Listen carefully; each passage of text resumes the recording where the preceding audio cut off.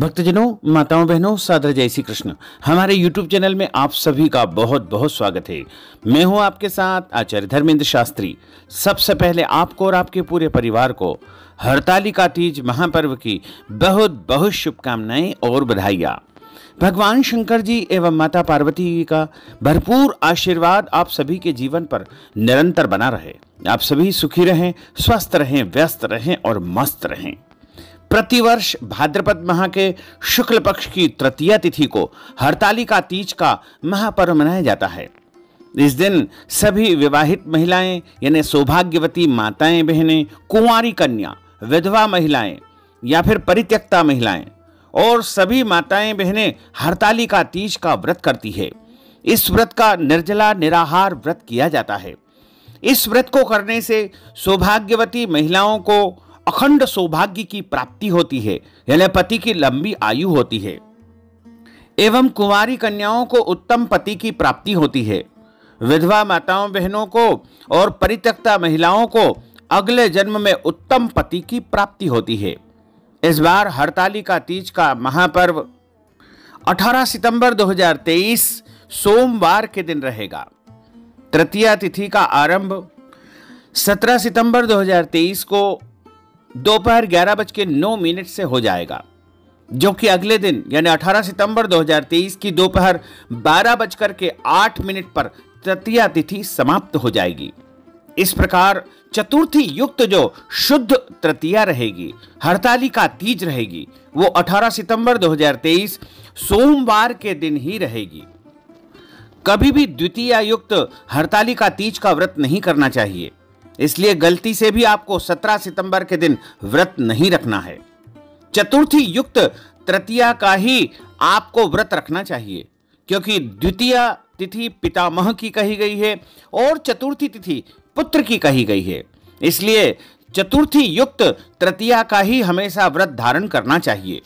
इस प्रकार सभी माताएं बहनें 18 सितंबर 2023 के दिन हरतालिका तीज का व्रत रखेगी।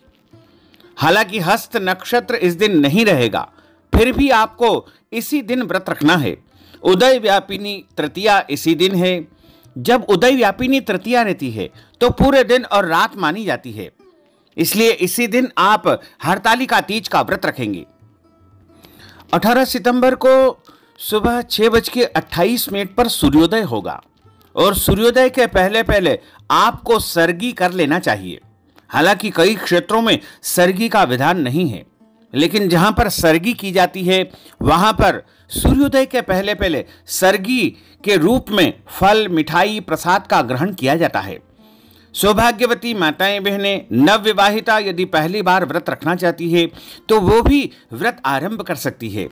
कुछ लोगों का कहना है कि मल मास या अधिक मास होने की वजह से पहली बार व्रत शुरू नहीं कर सकते हैं। ऐसा कोई भी शास्त्र में किसी भी प्रकार का कोई नियम नहीं है, अतः आप निश्चिंत होकर के पहली बार यदि व्रत शुरू करने जा रहे हैं तो आप कर सकते हैं।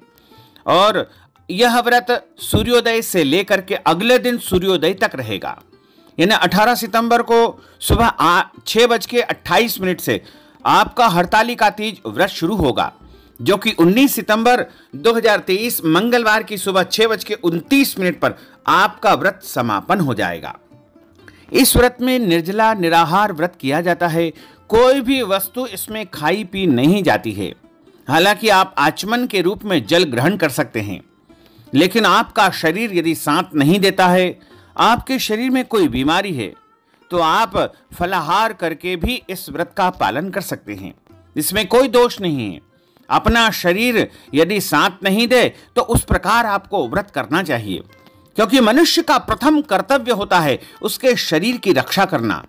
इसलिए आप अपने शरीर की रक्षा करते हुए इस व्रत को धारण करें।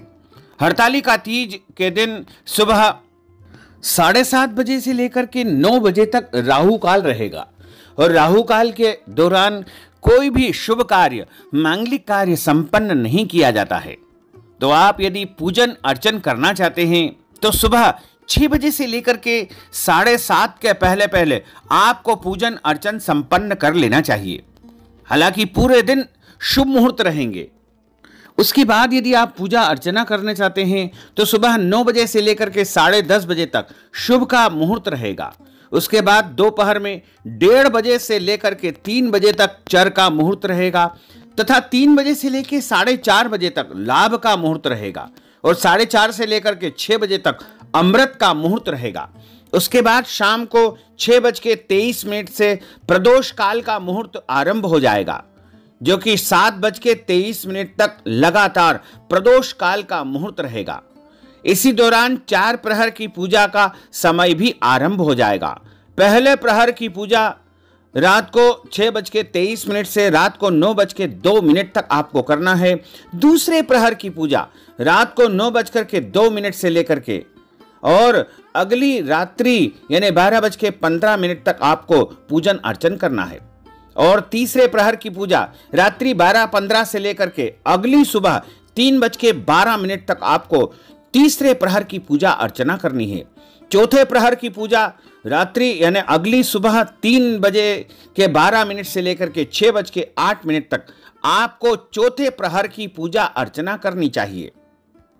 हालांकि पूजन सामग्री की सूची हमने आपके लिए अन्य वीडियो में प्रस्तुत कर दी है, फिर भी यदि आप जानना चाहते हैं तो यहाँ पर पूजन सामग्री की जो सूची है वो लिस्ट आपको स्क्रीन पर दिखाई दे रही है।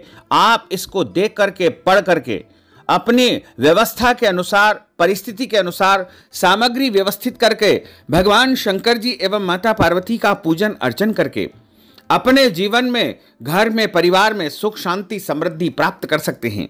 हरतालिका तीज के दिन माताओं बहनों को क्रोध नहीं करना चाहिए, वाद विवाद लड़ाई झगड़ा बिल्कुल नहीं करना चाहिए। इस दिन काले कपड़े नहीं पहनना चाहिए और सौभाग्यवती माताओं बहनों को इस दिन 16 श्रृंगार धारण करके ही पूजन अर्चन करना चाहिए। कुंवारी कन्या सामान्य रूप से जो सौभाग्यवती महिलाएं जो श्रृंगार धारण करती है यानी मांग में सिंदूर और बिछिया पायल इनको छोड़ करके अन्य समस्त प्रकार के श्रृंगारों को धारण करके और इस व्रत का पालन कर सकती है। तथा विधवा महिलाएं अच्छे पवित्र वस्त्र धारण करके श्वेत वस्त्र यानी सफेद कपड़े पहन करके अच्छी प्रकार से तन्मयता के साथ में भगवान शंकर एवं माता पार्वती का पूजन करें। और यदि मासिक धर्म में माताएं बहनें हैं तो वो भी व्रत अवश्य करें, लेकिन उनको पूजन अर्चन या भगवान का स्पर्श नहीं करना है। और यदि आपके घर में जन्म अथवा मृत्यु का सूतक लगा हुआ हो तो ऐसी परिस्थिति में आपको इस दिन व्रत तो करना चाहिए, लेकिन पूजन अर्चन या भगवान का स्पर्श नहीं करना चाहिए। और एक और खास बात बता दें कि 18 सितंबर को दोपहर 12:08 से चतुर्थी तिथि का आरंभ हो जाएगा। तो कई स्थानों पर इस दिन गणेश चतुर्थी, विनायकी चतुर्थी भी मनाई जाएगी, लेकिन मध्याह्न व्यापिनी जो चतुर्थी रहेगी यानी गणेश स्थापना का जो शुभ मुहूर्त रहेगा, श्रेष्ठ दिन रहेगा, वो 19 सितंबर 2023 मंगलवार के दिन ही रहेगा। हालांकि कई स्थानों पर 18 सितंबर को भी गणेश जी की स्थापना की जा रही है। इस बार हरतालिका तीज के दिन रवि योग रहेगा, इंद्र योग रहेगा और सोमवार का दिन होने से अपने आप में इस बार हरतालिका तीज का दिन बहुत ही महत्वपूर्ण है। इसलिए इस दिन पूजन अर्चन करना विशेष फलदायी रहेगा। सोमवार का दिन बाबा भोलेनाथ का दिन होता है और इस दिन माताएं बहनें यदि व्रत रख करके पूजा अर्चना करेगी, उपाय करेगी, तो निश्चित तौर से उनके जीवन की समस्त इच्छाएं, मनोकामनाएं अवश्य ही पूर्ण हो जाएगी।